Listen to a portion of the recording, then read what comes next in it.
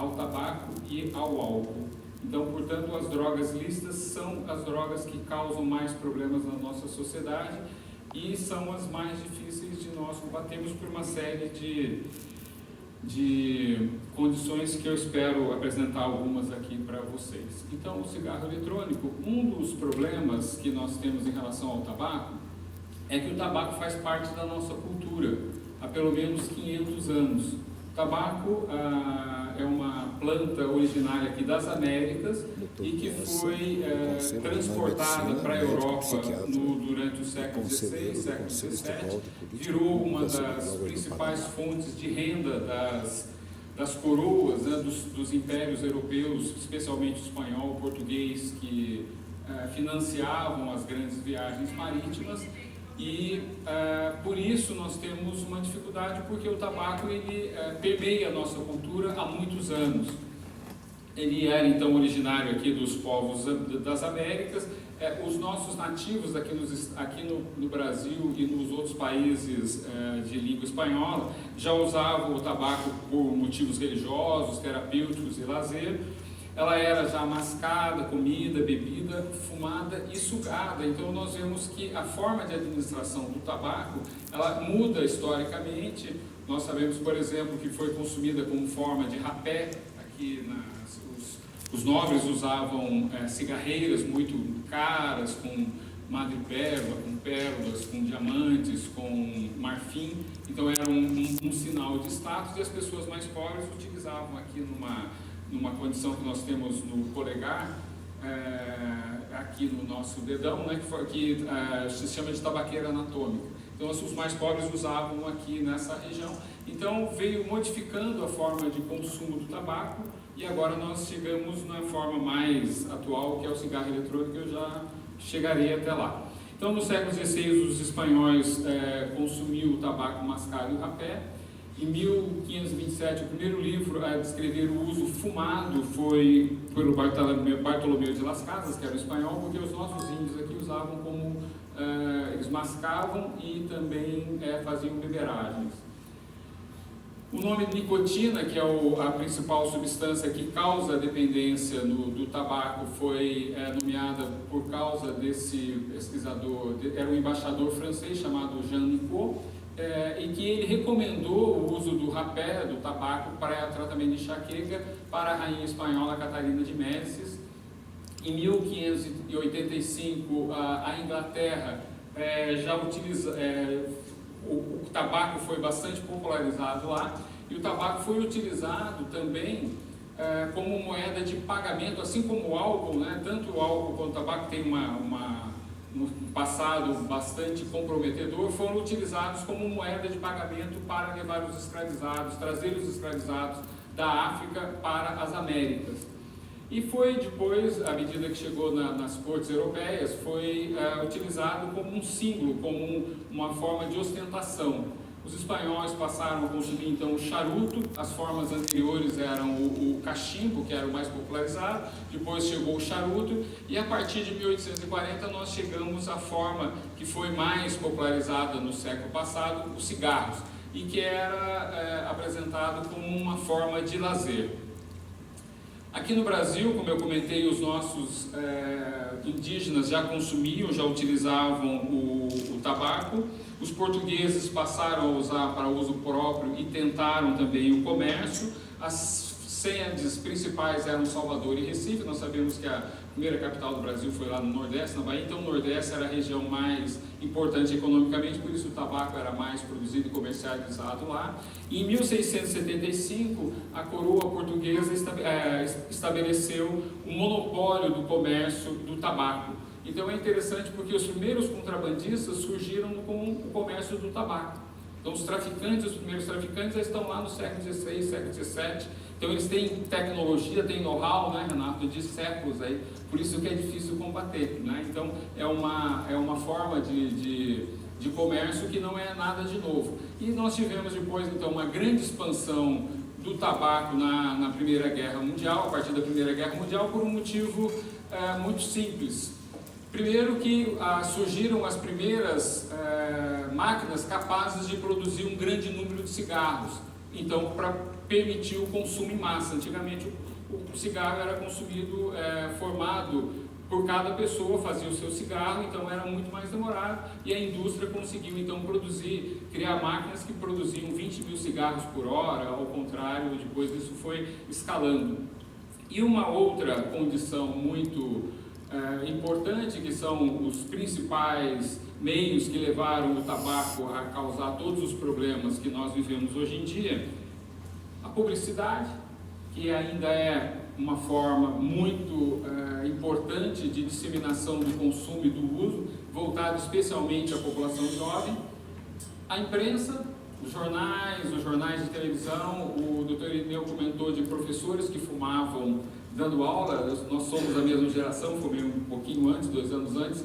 Além disso, as pessoas um pouco mais velhas vão lembrar que nós achávamos normal, as pessoas apareciam na televisão fumando, nós tínhamos cinzeiro nas poltronas dos auditórios, tinha cinzeiro no encosto, então as pessoas podiam fumar no ônibus, no avião, todos os lugares era permitido fumar, e eu fico espantado, e a gente achava natural, absolutamente natural aquilo, né? O rádio e o cinema tiveram também, como foram os principais meios de comunicação no início do século passado, a televisão e a internet, que agora é a grande forma que a indústria do tabaco utiliza para chegar aos jovens. E é uma publicidade não regulamentada, mais sofisticada ainda, porque é uma publicidade personalizada. Já não é mais aquela como nós conhecíamos no século passado, uma publicidade de massa para atingir grandes pessoas. Não, agora, através de algoritmos e todos os dados que eles conseguem na internet, através dessas grandes plataformas que têm uma forma de intercâmbio de comércio, eles fazem publicidade direcionada à pessoa, sabem os hábitos, aquilo que ele gosta, o tipo de música, o tipo de passeios, o tipo de lazer, então eles fazem uma publicidade direcionada. E aqui, só passando rapidamente, para quem é da minha geração vai lembrar disso, todas as grandes figuras do século passado, todas, seja da política, seja da ciência, o Freud foi muito importante na minha disciplina, na psiquiatria, os grandes artistas de cinema, os músicos aqui no Brasil, filósofos, né? Todas essas grandes figuras, como o Dr. Irineu já passou, os próprios médicos faziam publicidade de tabaco. Aqui nós temos, então, os artistas de cinema, os médicos fazendo propaganda utilizando crianças para fazer publicidade de tabaco, ou um médico acendendo o cigarro de uma atriz ali, que é uma coisa chocante para nós hoje em dia, né? E isso era natural, um ex-presidente dos Estados Unidos fazendo propaganda do tabaco. E isso tem, e nós temos no brasão da República o tabaco, para nós vermos como o tabaco tem uma importância enorme. Está no brasão da República porque sempre foi uma grande forma de comércio, uma importância bastante significativa. Então é por essas condições que é muito difícil nós lutarmos contra o tabaco, por essa penetração, essa implantação muito forte que existe na cultura no mundo todo, porque é uma indústria que movimenta muito dinheiro, e é por isso que é difícil lutar, principalmente porque eles têm muito dinheiro, e é uma indústria que é muito sofisticada em mentir. É uma indústria mentirosa, continua utilizando a mentira, continua espalhando mentira, e muitas vezes se utilizando dos médicos que, espero, de uma forma ingênua, acabam reproduzindo os interesses dessa indústria. Então é muito difícil nós lutarmos por essas condições. E um dado histórico interessante, que quem teve a primeira grande ideia de utilizar os meios de comunicação para disseminar o uso do tabaco foi um sobrinho duplo do Freud, chamado Eduard Bernays, que tinha migrado da Alemanha para os Estados Unidos. Ele era filho do irmão da mulher do Freud e de uma irmã do Freud, então os dois pais eram parentes do Freud, né? Então ele utilizou os conhecimentos da psicanálise e teve a ideia brilhante: como que nós vamos disseminar o hábito, como é que nós vamos estimular as pessoas a consumirem tabaco. Utilizou o cinema, pagava para os grandes estúdios, para os diretores e para os artistas, os grandes artistas da época, para que aparecessem fumando nos filmes. E esse foi o principal meio de difusão desse hábito, porque as pessoas achavam os artistas elegantes, charmosos, todo mundo gostaria de parecer como eles, então passou a se disseminar. Isso foi uma das grandes tragédias que o cinema e a televisão também. E se vocês se derem ao trabalho, embora exista um controle maior hoje em dia em relação a isso, mas prestem atenção, isso eu sempre falo para meus alunos, prestem atenção quando vocês assistirem filmes contemporâneos, séries contemporâneas aí na internet, como é muito difícil não aparecer alguém fumando em um capítulo daqueles. E geralmente em cenas que são totalmente desnecessárias, descartáveis, não tem a menor função dramática. A única função é fazer publicidade. Prestem atenção, como aparecem pessoas fumando e como aparecem pessoas bebendo. Da mesma forma que a indústria de armas também financia os filmes, a quantidade somente filme americano de pessoas com armamentos e com álcool e tabaco. São 3 das indústrias mais poderosas do mundo e que evidentemente utilizam os meios de comunicação. E nós aqui fazendo palestrinhas, nós não temos a menor condição de competir com eles. A luta é absurdamente desigual. Bom, então o tabagismo, alguns dados, o Dr. Guilherme já apresentou muitos dados, mas vou reforçar alguns. Nos últimos 30 anos, 200 milhões... Opa, estou me atrapalhando aqui. Nos últimos 30 anos, 200 milhões de mortes por consumo de tabaco, isso é a população do Brasil hoje em dia. Custo de $1 trilhão. Em 2019, 1 bilhão de fumantes no mundo e, obviamente, um grave problema de saúde pública. E como nós tivemos a pandemia e os dados epidemiológicos da pandemia vão começar a aparecer, é possível que tenha havido um aumento desse consumo do tabaco e também do cigarro eletrônico, porque as pessoas ficaram confinadas, ficaram mais em casa, podiam comprar pela internet, tanto cigarro eletrônico, quanto cigarro, quanto bebida. Na bebida nós sabemos que houve realmente um aumento, Então é provável que esses dados tenham piorado um pouco nesse último período. E agora, na área que está mais relacionada à minha especialidade, o tabagismo é uma doença complexa, é uma doença muito grave, talvez das mais graves que nós combatamos no dia a dia, e é um transtorno mental. Isso a gente não pode se esquecer, que o tabagismo é uma doença mental, é um transtorno mental, reconhecido pela Organização Mundial da Saúde desde 1992. Se vocês forem olhar lá Opa, sou atrapalhado com essas coisas. Se vocês forem olhar na CID-10, que é a Classificação Internacional das Doenças, publicada pela Organização Mundial da Saúde, está lá no capítulo dos transtornos mentais, do tabagismo e as suas várias subclasses. Na CID-11 continua fazendo parte do capítulo transtornos mentais, comportamentais ou do neurodesenvolvimento, com o código agora, antes era o F17, agora é o 6C4A, transtornos devido ao uso de nicotina, porque é a nicotina que causa a dependência e é a nicotina que é responsável por essa grave doença, por esse grave transtorno mental que é o tabagismo, ou seja, a dependência da nicotina.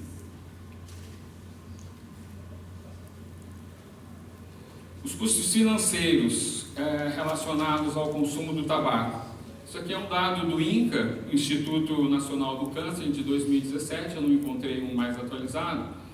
O tabaco custa no Brasil 57 bilhões de reais ao ano, em torno de 34, praticamente 40 bilhões em despesas médicas, 17,5 bilhões por perda de produtividade. O que nós arrecadamos em impostos, e o tabaco é um produto uma mercadoria bastante taxada, mas embora seja muito taxado, o que se arrecada não chega a 13 bilhões, ou não chegava a 13 bilhões em 2017, o que dá um saldo negativo de 44 bilhões de reais por ano. A gente não precisa se a gente pensar que se 1% disso, 1% do que é gasto, do que se perde com o tabagismo no Brasil, se 1% disso fosse aplicado, por exemplo, no município de Curitiba, para prevenção e tratamento de doenças de modo geral, mas especialmente os transtornos mentais, as dependências químicas, nós teríamos um avanço brutal. Nós que trabalhamos na rede pública, atendemos SUS como o meu ambulatório lá no Hospital de Clínicas, a gente sabe as dificuldades, as deficiências que nós temos. É difícil encontrar, por exemplo, na rede pública, todos os medicamentos, todos os dispositivos que nós temos para poder atender bem uma pessoa dependente de tabaco, ou dependente de álcool ou de outras substâncias. No entanto, esse dinheiro vai embora a fundo perdido no Brasil. Bom, isso aqui é uma representação muito simplificada do que seria o cérebro humano, mostrando algumas funções que nós temos. Como vocês sabem, né, o cérebro controla todo o nosso funcionamento orgânico, emocional e físico. Mas o que interessa mais para nós é essa região aqui, que é uma região, aqui está muito simplificado, né, bastante simplificado, que é o chamado sistema de recompensa cerebral, composto de uma maneira simplificada, como eu disse para vocês, de 3 áreas principais: a área tegmental ventral, o núcleo accumbens e o córtex pré-frontal. Por que isso é importante? Porque todas as substâncias que causam dependência agem nessa área cerebral, estimulando a liberação. É muito mais complexo que isso, mas de uma maneira fácil de nós entendermos, liberando aqui nessa região, no núcleo accumbens, um neurotransmissor, uma substância chamada dopamina, que está relacionada à sensação de prazer. Então, todas as substâncias de abuso, inclusive a nicotina, faz uma ação nessa área. Então, quando nós vemos os dados do câncer, do infarto, do acidente vascular encefálico, de todo o envelhecimento que o tabaco provoca, essas condições são todas condições tardias do uso do tabaco.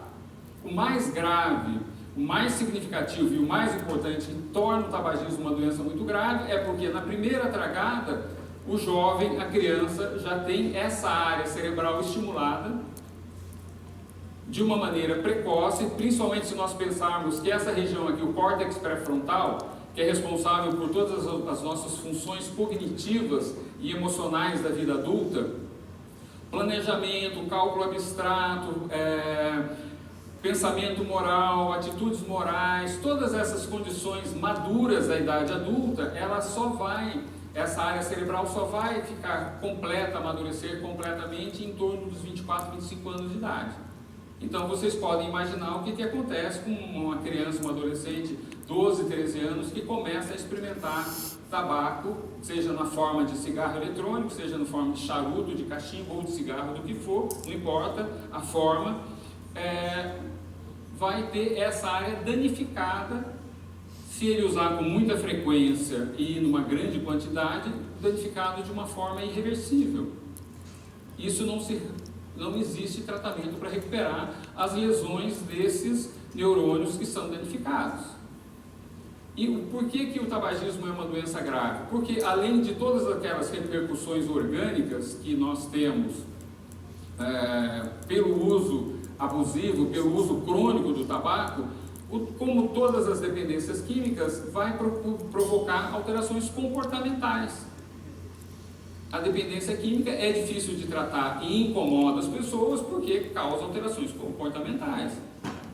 A pessoa que fica intoxicada por álcool, a pessoa que fica intoxicada por maconha, por cocaína, por opioide, por que for, tem alterações comportamentais muito visíveis, muito perceptíveis, então isso nós conhecemos bem. As alterações que o tabagismo provoca são mais sutis, tanto que, como nós comentamos, as pessoas antigamente trabalhavam fumando.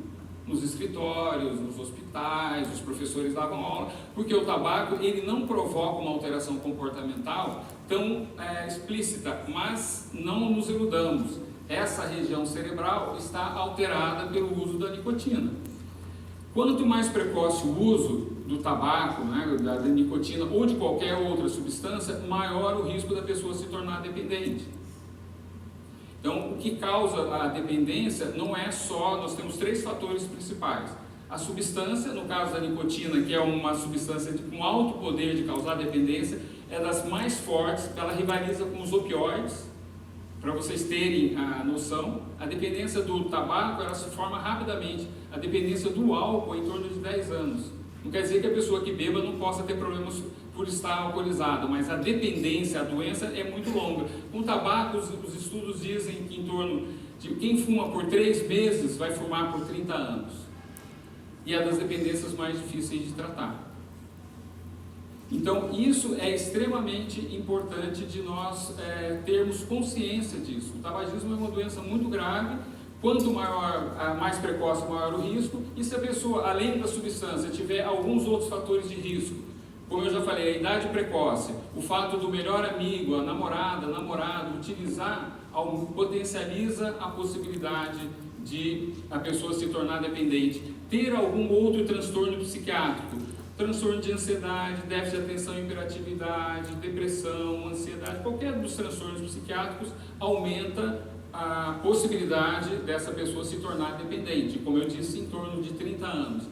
E um outro fator que aí é mais complexo, que foge à área específica nossa da medicina, embora nós façamos parte, são as condições ambientais. E essas condições ambientais nós temos dificuldade de agir. Por exemplo, a publicidade. Nós conseguimos várias vitórias no Brasil com o controle da publicidade de modo geral. Então os meios de comunicação não podem mais diretamente fazer o anúncio dos cigarros, não se pode mais fumar nos ambientes fechados. Hoje nós nos escandalizaríamos se víssemos um médico fumando, um professor fumando numa sala de aula, não se pode fumar mais nos bares, restaurantes, mas a publicidade indireta, como eu comentei, do cinema, da televisão, das séries e da internet, nós ainda não temos controle. Então isso é extremamente e nós estamos no Brasil no momento onde se discute essa questão da regulamentação da internet, de publicidade. Isso é uma terra sem dono. Quando é terra sem dono do nosso ponto de vista, porque quem está dominando a publicidade na internet é a indústria do tabaco, a indústria do álcool e a indústria das drogas.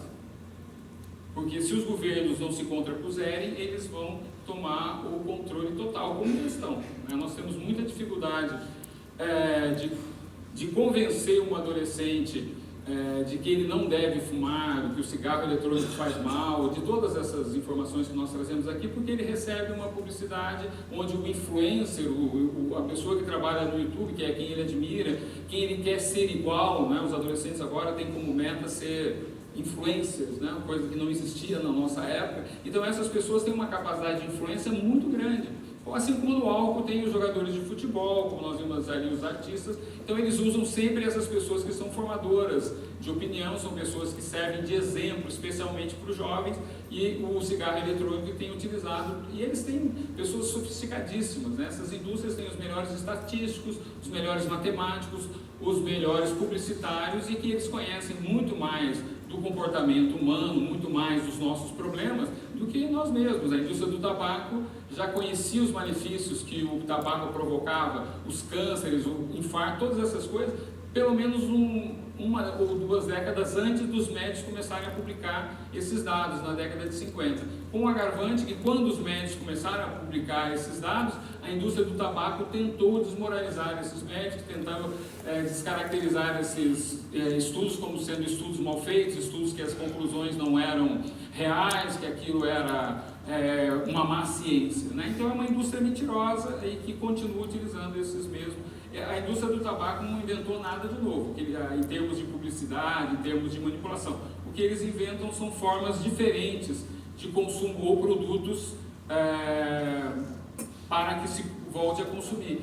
E um outro dado importante em relação ao tabaco, que eu falei sobre o poder de causar dependência e os fatores de risco da pessoa, o fato de iniciar o consumo jovem, etc., tem um outro problema que é o que nós chamamos via de administração.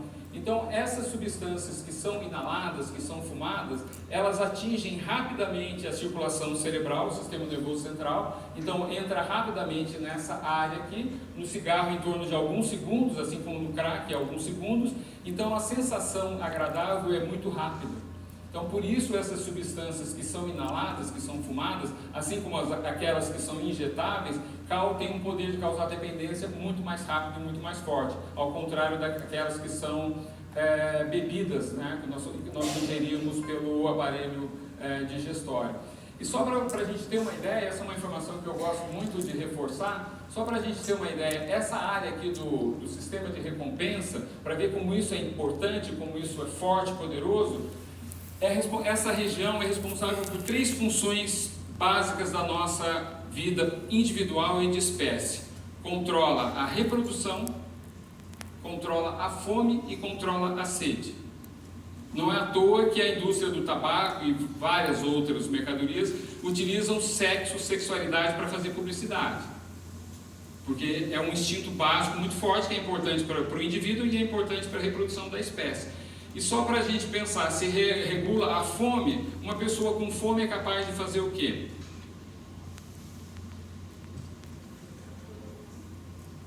Praticamente tudo, né? Até romper uma barreira religiosa, cultural, moral muito forte, que é comer carne humana.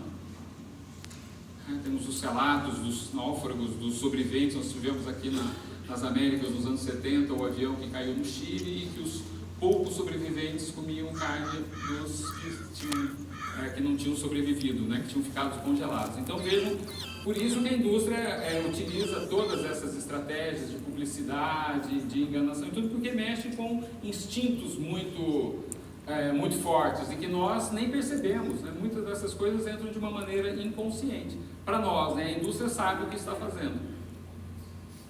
Bom, então, por isso que é importante, por isso que o tabagismo e as dependências químicas são transtornos mentais, porque antes de atingir lá todas as repercussões orgânicas, atinge o cérebro imediatamente. E muitas vezes de uma maneira permanente. O cigarro é das substâncias onde se repete mais o uso, né? O cálculo é que quem fuma um cigarro traga pelo menos 20 vezes, então multipliquem isso por 20 cigarros todos os dias. Por isso que, além de tratar o problema da nicotina, é necessário que a pessoa mude de hábitos. Se ela não mudar de hábitos, ela vai voltar a usar. E é por isso que é difícil tratar, porque mudar hábito é das coisas mais difíceis que nós temos. Fazer uma comparação bem simples, como perder peso.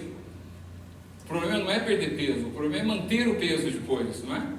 Várias pessoas fazem dietas aí muito radicais e tal, perdem 20, 30 quilos, mas depois não conseguem manter. Nós temos casos de pessoas que fazem cirurgia bariátrica, que é um tratamento cirúrgico, né, muito radical, e que muitas pessoas depois recuperam também o peso, embora tenham sofrido. Por quê? Porque voltam aos mesmos hábitos.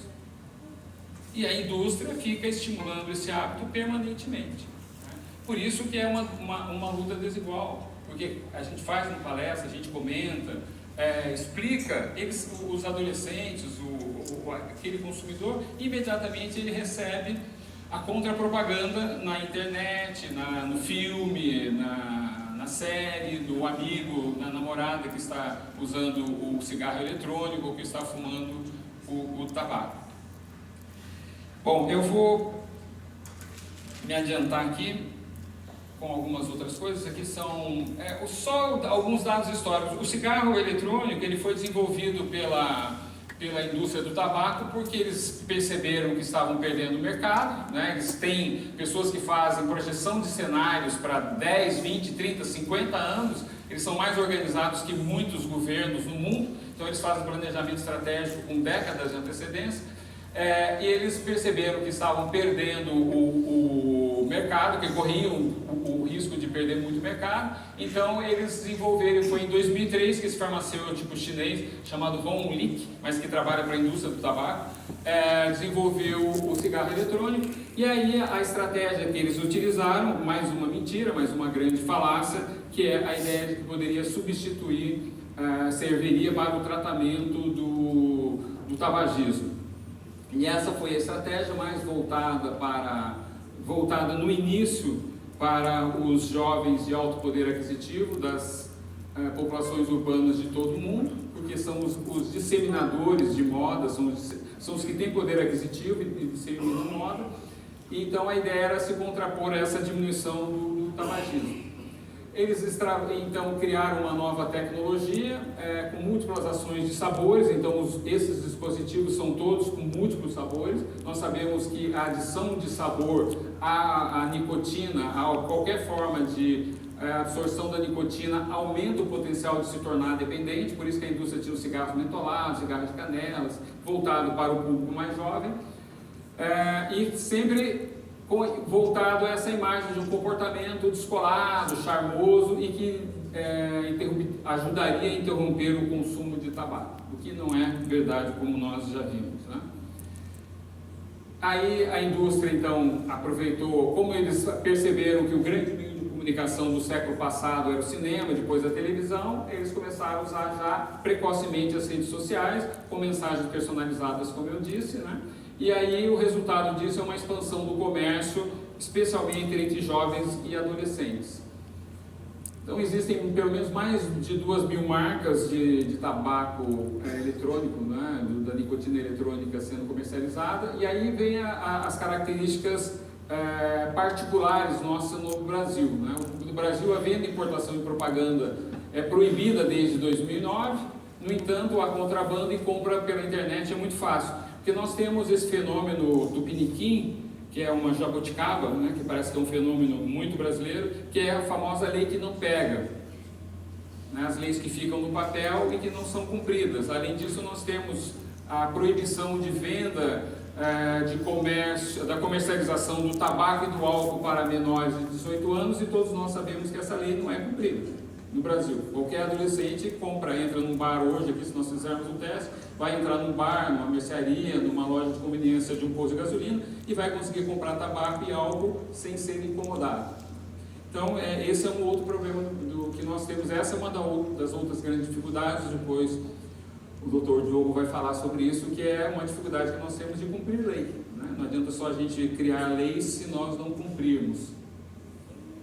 Aqui, tudo isso aqui eu vou pular, que só reforçando aqui, isso aqui, há poucos dias vi um artigo na Inglaterra mostrando como eles estão tendo problemas de regulamentar o acesso das crianças na Inglaterra aos cigarros eletrônicos, principalmente por esses dias chamados de quarta geração, que se assemelham ao pendrive. Se vocês lerem artigos dos professores hoje no Brasil, chega ao cúmulo dos alunos pedirem para o professor para usar a tomada da sala de aula para recarregar o cigarro eletrônico. Tá certo? Então vejam como vai se naturalizando. Isso já é publicado, né? Aqui são todas as condições que já foram faladas, né? Um outro dado que é bastante significativo para a minha área é que o cigarro eletrônico ele também não é utilizado só para o consumo da nicotina. Em 2018, um estudo com adolescentes identificou que usuários de cigarro eletrônico têm quase 4 vezes maior risco de se tornarem usuários de maconha. Então, o tabaco, além de não tratar do tabaco, aumenta o risco da pessoa se tornar dependente do tabaco e também de iniciar o consumo de maconha. Existe já descrito da área do Dr. Irinei, que é a chamada EVALI, que é o dano pulmonar associado ao cigarro eletrônico. Nos Estados Unidos, já em dezembro de 2009, havia 2.300 pacientes admitidos nos hospitais com essa síndrome 9, 79 mortes descritas como associadas a essa nova condição. Nos Estados Unidos, a regulamentação federal restringe a venda para menores de 18 anos, requer um documento com foto para comprar e não permite a venda em máquinas, que é um meio muito difundido para a venda de tabaco lá nos Estados Unidos. Aqui são dados que mostram como já está bastante disseminado, isso aqui dados dos Estados Unidos. 27,5% dos alunos do equivalente ao ensino médio lá e 10,5% do ensino fundamental são usuários de algum tipo de cigarro eletrônico. Se nós pensarmos aqui 10,5% de uma população que tem em torno de 14, 15 anos, ou uma população aqui que tem no máximo 17, 18 anos, quase 30% utilizando, é assustador, né? E nós seguimos o padrão americano. Aqui é um outro dado importante, que em torno de entre 4 a 14%, dependendo da série, utiliza o cigarro eletrônico, o vape, para consumo de maconha. Então ele não é utilizado só para o uso da nicotina, mas também para o uso da maconha. Isso aqui é muito importante. O cigarro eletrônico ele equivale a 600 nanogramas por ml de nicotina, que é igual a 20 cigarros por dia. Então, o cigarro tem em torno de, aqui no Brasil, em torno de 3 microgramas de nicotina, e se fuma em torno de 1 a 5 minutos. O cigarro eletrônico tem 3 a 5 miligramas de nicotina e fuma-se em média 10 minutos. Então, a carga que eles recebem de nicotina é bastante alta. Por isso que ele se transforma num produto que causa dependência também.